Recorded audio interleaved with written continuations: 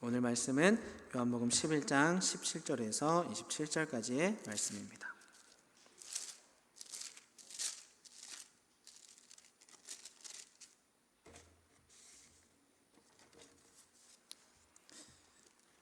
우리 17절부터 27절까지 한 절씩 나누어 읽고 마지막 27절은 함께 읽도록 하겠습니다.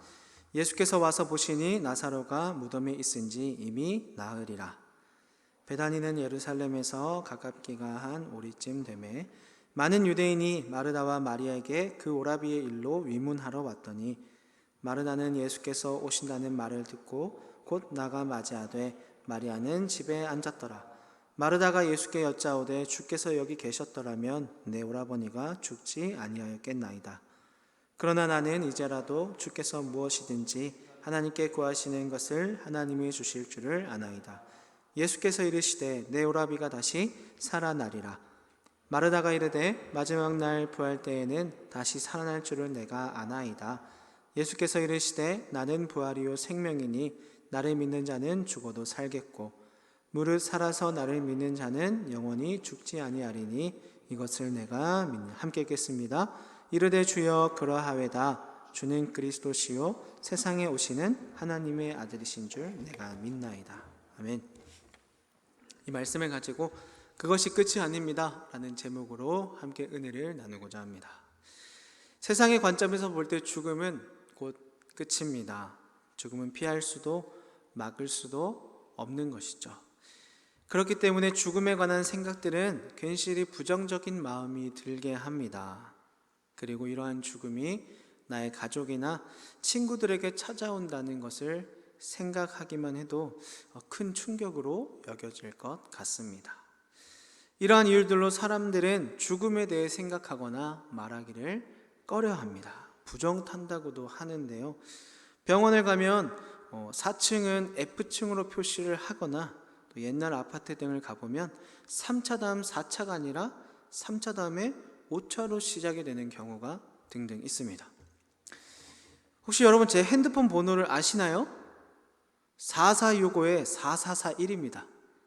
이 번호를 제가 아이폰 4를 처음에 이 스마트폰을 썼었는데요. 2010년이죠. 그때 제 이 번호를 처음 봤어요.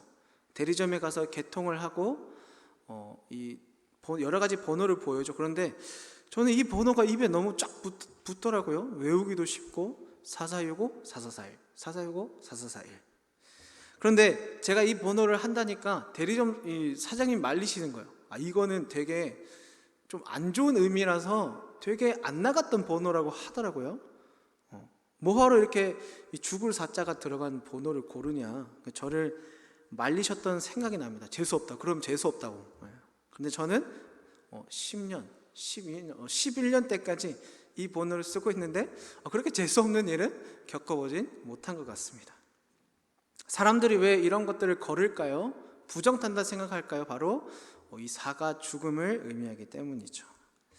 자, 그렇게 불길한 것, 뭔가 이 석연치 않은 것을 걸러냈다고 칩시다. 그렇다면 그들은 무엇을 위해 그런 것을 걸러내고 사는 것일까요? 그런 사람들은 어떻게 살아가고 있습니까? 대부분의 사람들은 재산을 위해서, 스펙을 위해서, 성공을 위해서 살아갈 것입니다. 아니면 그러한 대열에 끼어서 살아가지 못함에 불안해하기도 하고 내일을, 다음 주를, 내년을 걱정하면서 지금의 오늘을 살아갈지도 모릅니다. 제가 가끔 TV를 보는데요. 그 중에 하나가 유퀴즈라는 프로그램입니다. 거기에 파이어족이 등장을 했던 적이 있어요. 혹시 보셨나요, 여러분?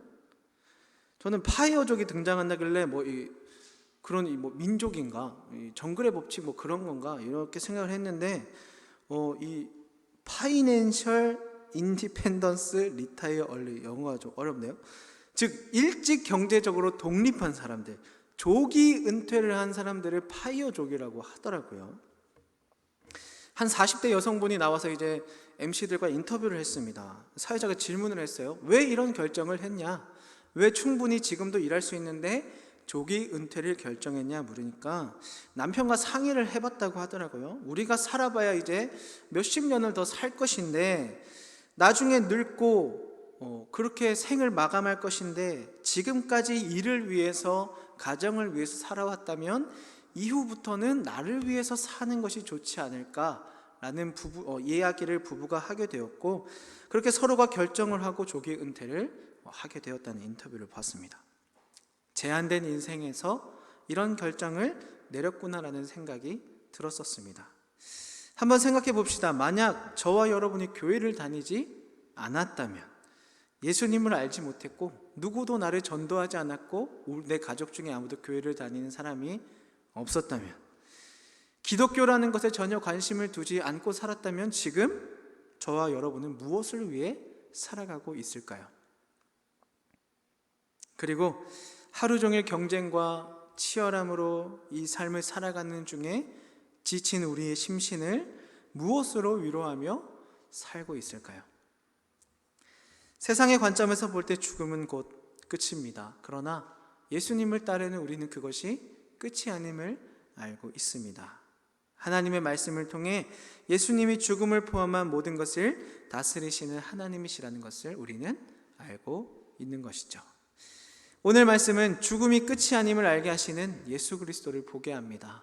나사로를 살리시는 그의 기적을 통해 죽음을 다스리시는 능력을 증명하시고, 또한 이겨내시는 사망의 권세를 이겨내시는 예수님 자신의 부활 또한 말씀을 하고 계십니다.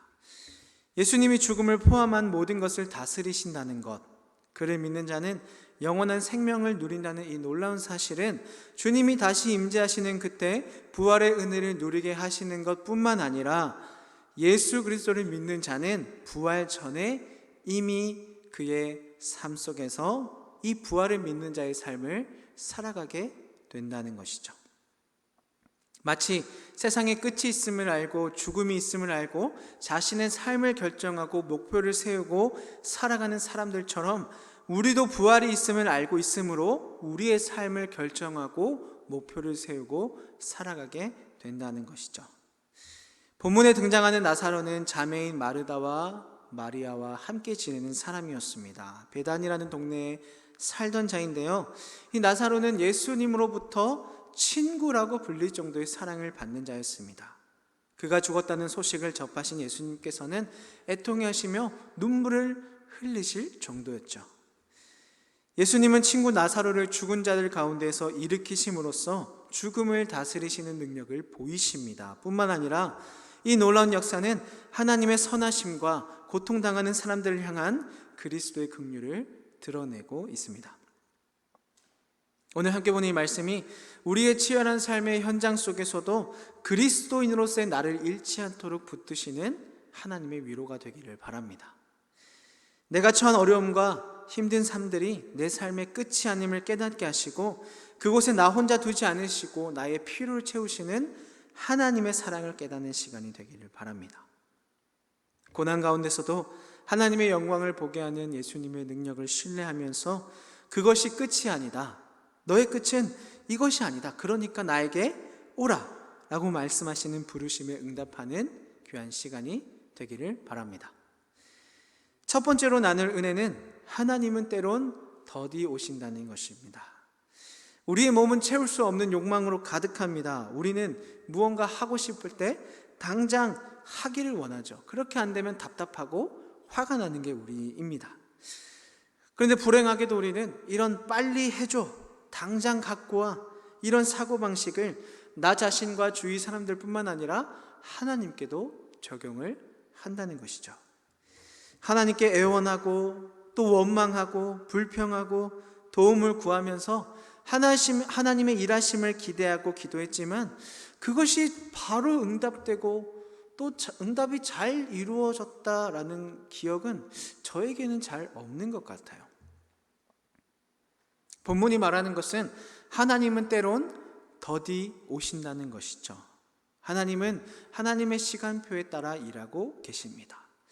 그러한 하나님은 우리에게 필요한 것을 우리에게 필요한 때에 제공해 주시는데요, 그러한 이유는 하나님은 우리에게 필요한 것이 무엇인지, 언제가 가장 올바른 때인지를 너무나 잘 알고 계시는 분이시기 때문이죠.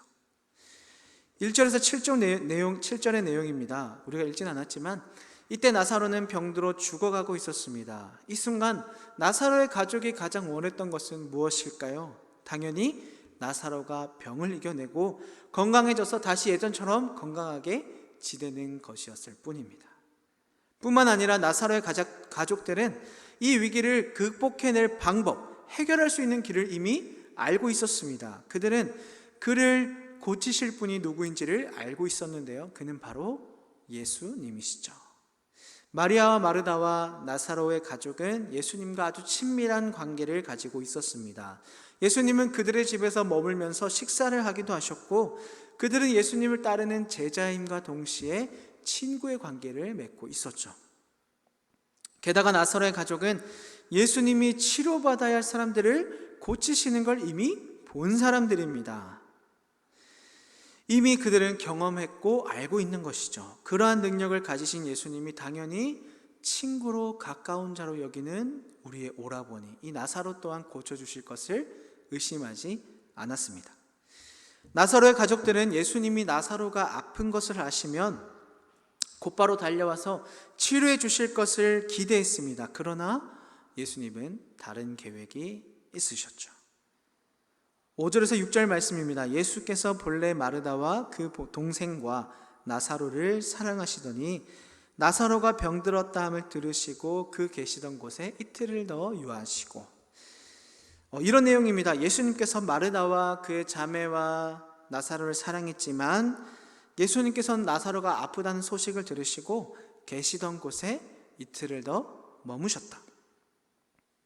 예수님은 이틀을 더 머무십니다. 지체하시죠. 더디하십니다. 마리아나 마르다, 나사로의 입장이 되어볼까요? 예수님이 더디 오실 때, 응답이 없으실 때, 오지 않으실 때 어떤 마음이 들었을까요?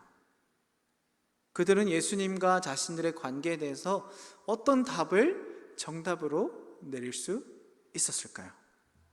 아니, 예수님이 어떻게 다른 사람도 아니고 우리에게 이럴 수 있단 말인가? 반면에 그래도 예수님이 그들의 가족인 나사로를 살리실 것을 의심하지 않으며 여전히 예수님을 신뢰하고 기다리고 있었을지도 모릅니다. 여러분, 신뢰란 어떤 사람이나 사물, 그 성격과 능력과 세력과 진실에 관해 확실하게 의존하는 것을 신뢰라고 표현합니다. 즉, 어떤 사물이나 사람을 믿거나 확신하는 것이라고 정의할 수 있는 것이죠. 더디 오시는 예수님에 대해서 우리는 무엇을 신뢰할 수 있을까요? 여러분이라면 나의 필요가 있음에도, 어려움이 있음에도 불구하고 그렇게 더디 오시는 예수님께 어떤 관계를 찾아낼 수 있을까요? 물론 예수님은 그곳까지 가지 않으시더라도 그의 병을 고치실 수 있습니다. 하지만 그렇게 하지 않으시죠. 그러한 이유는 예수님은 이 병을 통해, 이 나사로의 아픔을 통해 아버지께 영광을 돌릴 기회로 사용하고자 하셨기 때문입니다. 우리는 이것을 말씀을 통해 이미 알고 있죠. 그래서 예수님께서 더디 가신다는 것이 충분히 이해할 수 있는 상황입니다. 그렇다면 우리는 어떻습니까? 예수님이 더디 오심의 이유를 아는 저와 여러분의 삶은 어떻습니까? 하나님께서 내 간구에 응답하지 않으실 때 나의 어려움과 괴로움이 담긴 그 절규에 반응하지 않으심에 실망하고 괴로워하고 또는 부인하고 있지는 않습니까? 우리에게는 신뢰가 필요합니다. 그 이유는 예수님이 우리의 필요를 가장 잘 아시는 분이시기 때문이죠. 더디 와도 하루, 이틀, 사흘, 나흘, 그 희망이 절망으로, 그 기쁨이 불평으로 전해지는 때에도, 내 희망과 소망이 꺾이는 그 순간에도 하나님을 신뢰할 수 있는 저와 여러분이 되길 바랍니다. 두 번째는 앞에서 잠깐 나누었던 것처럼 하나님이 우리의 필요를 잘 아신다는 것이죠.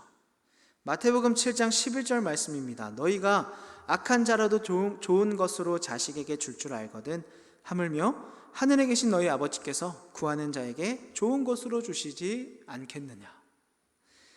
이 말씀은 악한 자라도 좋은 것으로 자식에게 줄 아는데 하물며 하늘에 계신 우리 아버지께서 그의 자녀인 우리에게 좋은 것을 주시지 않겠느냐, 주신다라는 말씀이죠. 그런데 이것은 마치 하나님께 구하면 다 주신다, 내 욕망을 채워주신다, 이런 의미는 아닙니다. 저는 아이들이랑 캠핑을 자주 가요. 이 아이들이 나중에 초등학교, 중학교 이렇게 나이가 들면 부모님이랑 시간을 잘 안 보내려고 한다고 하더라고요. 그래서 지금 7살, 4살인데 지금 열심히 같이 시간을 보내고 있습니다. 그래서 캠핑을 가서 뭐 텐트를 치고 뭐 킥보드 타고 이렇게 노는 시간을 아이들도 좋아하는데, 제가 텐트를 칠 때 첫째가 가장 탐내는 게 있어요. 뭐냐면 망치입니다. 이 텐트 팩을 박는 망치가 하나밖에 없어요. 맨날 둘이 싸우는데 이 망치를 너무 탐내요. 제가 망치질을 할 때마다 이게 망치면 거의 여기 와서 보고 있어요. 굉장히 위험하죠. 그래서 제가 잠깐이라도 내려놓는 시간이 있으면 망치가 없어집니다. 들고 목 같은 거 들고서 막 혼자 박고 있어요. 그 7살 저희 첫째 아들은 이 망치를 탐냅니다. 너무 갖고 싶어요. 그런데 이 망치는 위험해서 주지 않죠. 왜냐하면 누군가를 때릴 수도 있는 거고 자기를 아프게 할 수도 있는 위험이 있기 때문에 제가 주지 않습니다. 아이를 양육하고 보호해야 할 의무를 가진 저는 부모이기 때문이죠. 그 아이가 감당할 수 없는 것을 제가 줄 수 있을까요? 아니요. 그것은 그 아이를 더 힘들게, 아프게, 어렵게 하는 것이기 때문에 저는 망치를 주지 않았습니다. 우리의 필요를 가장 잘 아시는 분이 하나님이십니다. 육신의 부모보다 더 우리를 사랑하시고 지혜로 인도하시는 분이 바로 하나님이시라는 것이죠. 우리는 그의 피조물로서 그의 통치 아래 있을 때 가장 안전하고 가장 자유로우며 가장 지혜로울 수 있습니다.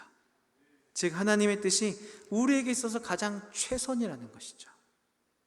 17절, 27절의 내용입니다. 예수님이 현장에 도착하셨을 때는 나사로가 죽은 지 나흘 4일이나 지난 뒤였습니다. 마르다와 마리아는 예수님을 뵙고 누구나 했을 법한 반응을 보이게 되죠. 21절, 22절 말씀입니다. 마르다가 예수께 여짜오되 주께서 여기 계셨더라면 내 오라버니가 죽지 아니하였겠나이다. 그러나 나는 이제라도 주께서 무엇이든지 하나님께 구하시는 것을 하나님이 주실 줄을 아나이다. 나흘이라는 것은 나사로가 무덤에 있던 시간을 알려줍니다. 11장 39절에 다시 등장해보면 이 말은 나사로가 아픈 것이 아니라 실제로 죽었음을 알려주고 있는 것이죠. 마리아와 마르다는 각각 주께서 여기 계셨더라면 이란 말로 예수님께 말하기 시작합니다. 그 뒤에 이제라도 라는 표현을 통해서 나사로가 살아나기에는, 회복되기에는 너무 늦은 것 같지만 어떤 기적이 일어날지도 모른다는 의미를, 기대함을 가지고 있음을 말하고 있죠. 나사로의 두 자매 마르다와 마리아는 예수님이 원하시는 것은 무엇이든 할 수 있는 분이심을 알고 있었습니다. 그것은 죽음 가운데서도 생명을 주실 수 있을 뿐만 아니라 이전과 같이 되살리실 수 있다는 믿음까지 포함하고 있었죠. 하나님을 신뢰한다면 하나님의 자녀에게 무엇이 최선인지 알고 계심을, 우리의 필요를 아시고 채우시는 분이심을 믿을 수 있어야 합니다. 하나님은 모든 것을 아시는 분이시죠. 더욱 감사하게도 하나님의 이러한 지식과 행동은 우리의 생각과 행동과 연약함에 전혀 영향을 받지 않으십니다. 마태복음 6장 30절 말씀이에요. 오늘 있다가 내일 아궁이에 던져지는 들풀도 하나님이 이렇게 입히시거든. 하물며 너희 일까 보냐 믿음이 작은 자들아. 여러분, 하나님은 지금도 역사하고 계십니다. 지금도 그의 섭리 속에 우리를 인도하고 계시죠. 우리가 기쁠 때나 즐거울 때나 슬플 때나 괴로울 때나 하나님을 찾을 때나 찾지 않을 때나 하나님에 대한 사랑이 커져갈 때나 줄어들 때나 언제든지 하나님은 그대로 온전히 우리를 입히고 계십니다. 25절 26절이죠. 예수께서 이르시되 내 오라비가 다시 살아나리라.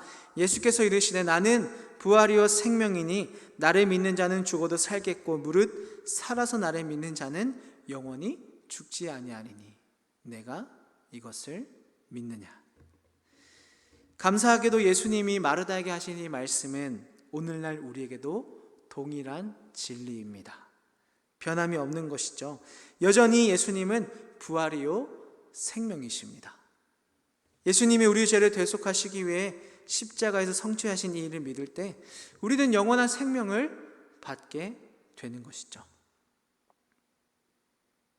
그것이 그때 예수님 앞에서 믿음을 고백했던 마르다뿐만 아니라 지금 주는 그리스도시요 세상에 오시는 하나님의 아들이신 줄 내가 믿습니다 라고 고백하는 믿음을 가진 이들에게 동일한 은혜를 주신다는 것이죠. 판결을 받아서 형량을 받고 죄인으로 살아가야 하는 자에게 가장 필요한 것이 무엇일까요? 인간의 범죄함으로 인해 하나님과의 관계가 틀어지고 죄의 결과인 사망을 기다리는 자에게 필요한 것은 무엇입니까? 우리를 지으시고 인도하시는 하나님이 우리의 필요를 최선의 것으로 최선의 때에 채우시는 것을 믿으며 살아가는 저와 여러분이 되길 바랍니다. 마지막으로 나눌 은혜는 하나님은 우리를 부르고 계신다는 것입니다. 사랑하는 사람을 잃었을 때의 일반적인 반응은 슬픔입니다. 우리는 모두 생의 어떤 시점에서 그런 감정을 체험했거나 체험하게 될 것이죠. 그것은 너무나 자연스러운 일이지만 너무나 두려운 일이기도 합니다. 예수님은 나사로와 나사로의 자매들을 사랑하셨습니다. 예수님은 친구의 죽음을 슬퍼하셨을 뿐만 아니라 비통해하는 모습을 보고 눈물을 흘리시죠. 이 눈물은 바로 죽음이 가져다주는 폭력성에 대한 예수님의 분노입니다. 마리아와 친구들이 슬퍼하는 광경을 보신 예수님은 죽음의 악함과 잔인함과 난폭한 폭력성을 보시고 분노하시는데요. 마리아의 슬픔을 보신 예수님은 모든 인간이 보편적으로 겪어야 하는 비참함을 들여다보시고 인간을 압제하는 것을 향해 분노하시죠. 태초에 아담과 하와가 아들 아벨의 죽음에 직면한 때부터 인간은 죽음의 저주를 경험하고 있습니다. 타락한 이후에 모든 인간에게 동일하게 내려진 저주죠. 우리는 육체적으로, 관계적으로, 지적으로, 영적으로 모든 영역을 막론하고 모든 영역에서의 죄와 죽음의 그림자를 보며 살아갑니다. 그러나 예수님은 죽음의 광경이 자아내는 슬픔에 비통해 하시기만 한 것이 아니라 인간의 창조주는 세상의 죄와 죽음이 실제하는 것을 보시고 분노하셨습니다. 우리는 하나님이 태초에 의도하신 생명이 어떤 것인지 잘 알지 못합니다. 그러나 우리는 하나님의 형상을 지닌 자들이기 때문에 우리가 죄와 죽음을 슬퍼하는 것은 죄와 죽음에 대한 하나님의 미움을 반영하고 있는 것이죠. 우리가 할 수 있는 것은 죽음에 대해 미워하고 슬퍼하는 것뿐입니다. 그러나 예수님은 비탄과 분노하면서 멈추시지 않고 행동하시죠. 예수님은 기도하십니다. 예수님은 지금 일어나는 이 역사를 통해 무리가 누구도 예외 없이 나사로의 부활을 보고 예수님이 하나님이 보내신 메시아라는 사실을 깨닫기를 원하셨습니다. 예수님은 기도하신 후 외치셨습니다. 나사로야 나오라. 여러분, 이 외침은 누구를 향한 것이었을까요? 죽은 나사로를 위한 예수님의 부르심이었을까요? 아니면 그 자리에 있는 사람들을 위한 예수님의 부르심이었을까요? 나사로를 위한 것이 아니었습니다. 나사로는 지금 죽었기 때문에 들을 수가 없는 것이죠. 즉 예수님의 이 외침, 나오라는 그 부르심은 그 자리에 살아있는 자들을 향한 예수님의 초청인 것이죠. 예수님은 그곳에 서 있는 사람들이 부활의 말씀을 듣고 보고 경험함으로써 죽음의 영역에서 새 생명의 영역으로 나오도록 그들을 불러내셨습니다. 죽음이라는 인간의 한계 앞에서 나사로를 불러내어 살리실 뿐만 아니라 지금 살아있는 자들 중에 죽음이라는 끝, 죄의 결과인 사망을 기다리고 있는 자들을 부르고 계신 것이죠. 어디로요? 예수님의 생명의 자리로. 나사로는 나흘 동안이나 죽은 채로 있었습니다. 무덤 주변에 있던 사람들은 아마 굉장한 악취를 맡게 되었을 것이죠. 더운 지방에서 죽은 지 나흘이나 되었습니다. 시체에서 심한 냄새가 나는 것을 통해 그곳에 있는 사람들은 누구든지 나사로가 죽었다는 것을 깨달았을 것이죠. 그런데 믿기 어려운 일이 펼쳐집니다. 예수님이 무덤가에 돌을 옮겨 놓으라고 명령하셨죠. 무덤이 열리자 예수님은 큰 소리로 기도하신 후 나사로야 나오라고 부르십니다. 그러자 나사로가 무덤에 묻힐 때 동염했던 옷을 그대로 걸친 채 걸어 나오게 되죠. 예수님은 나사로가 다시 숨을 쉬게 하셨습니다. 심장이 다시 뛰게 하신 것이죠. 죽는 과정에 손상되었을 뇌도 다시 생기를 되찾았고, 그동안 이전에 가지고 있었던 생명의 기억과 사랑하는 사람들에 대한 기억도 완벽하게 다시 살리셨습니다. 이처럼 예수님은 죽은 자를 다시 살리시는 분이십니다. 육체적으로 죽은 사람뿐 아니라 영적으로 죽은 사람도 다시 살리시는 분이시죠. 죄는 인간과 하나님을 단절시켜 놓았지만 이 단절된 관계는 예수님의 십자가에서 성취하신 일을 통해 다시 회복되고 이어지게 되었습니다. 우리가 살 수 있게 된 것은 예수님이 우리의 죄의 대가를 대신 치르셨기 때문에, 치르기 위해 돌아가신 일 때문이죠. 예수님이 우리를 위해 하신 일 때문에 우리는 더 이상 죄의 책무를 지지 않아도 됩니다. 우리에게 남은 일은 그 죄에 대한 책임을 여전히 지고 살아가는 것이 아니라 우리의 삶을 주님께 바치고 우리의 생명으로 그를 영접하는 일이죠. 그러한 자리로 주님은 그들을, 저를, 우리 모두를 부르십니다. 그곳으로 나오라.